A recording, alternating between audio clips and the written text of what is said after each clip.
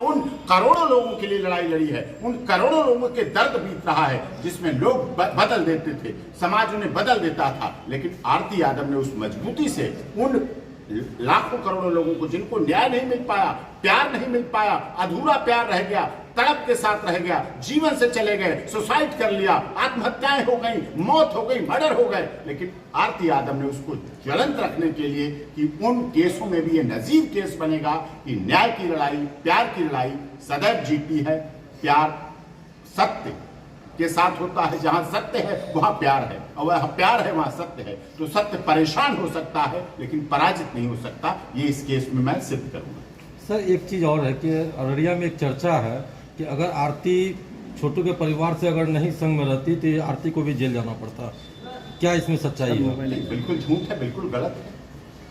क्यों जाना पड़ता?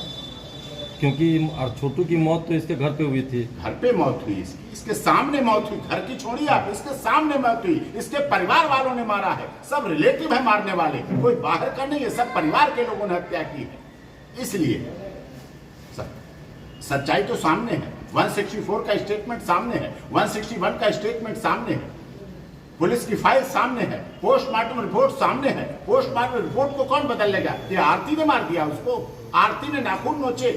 आप ये कहना चाहेंगे आरती ने बिजली का करंट लगाया, आरती ने अपने प्यारे छोटू को मार दिया घर में बुला के? ऐसा नहीं था।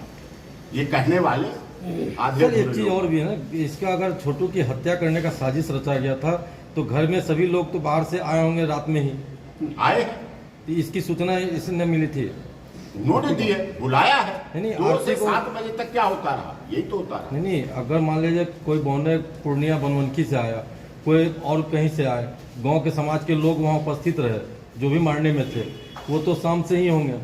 इसकी भनक क्या आरती को नहीं लगी थी? इतनी भनक होती तो फिर क्या होता? फिर क्यों मरने देती? ये क्यों मरने देती? अपना सुहाग क्यों उजड़ने देती? अपने मांग, अपना सिंदूर, अपनी बिछिया, अपना मंगलसूत्र क्यों पहले ही खत्म हो जाने देती? पहले उसको क्यों मिट जाने देती? क्यों मिटा देना चाहती? क्यों वैधव्य का जीवन जीना चाहती? ये भी जीना चाहती थी एक सपनों के राजकुमार के साथ। इसके भी एक सपने थे, इसके भी अरमान थे। सब लड़कियों के होते हैं जिंदगी जीने के अरमान। ये भी एक उज्जवल भविष्य की कामना कर रही थी। ये भी एक अच्छी गायक और अच्छे गायिका के रूप में अपने बिहार का, अररिया का, अपने देश का नाम रोशन करने की कल्पना कर रहे थे, सपने देख रहे थे, लेकिन इनके सपनों को कुचल दिया गया। सर अब इस केस में क्या कुछ होने वाला है? जिस प्रकार से बाकी जो 4 आरोपी जो ऑलरेडी जेल में हैं, उन्होंने बेल फाइल किया था, रिजेक्ट हो गया है। बाकी के बेल रिजेक्ट हुआ है, प्रोसेस है, अभी इसमें इन्वेस्टिगेशन चल रही है।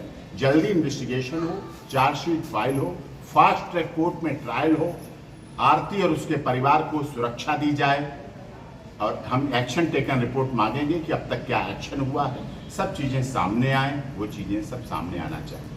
आपका रोल क्या होगा इसके अंदर सर? मैं एक काउंसिल हूँ, जिस तरह से इसका एडवोकेट हूँ, इसके परिवार का एडवोकेट हूँ, छोटू यादव के पिता का। आपने एसपी से सर बात किया था, एसपी ने इस पे क्या बोला?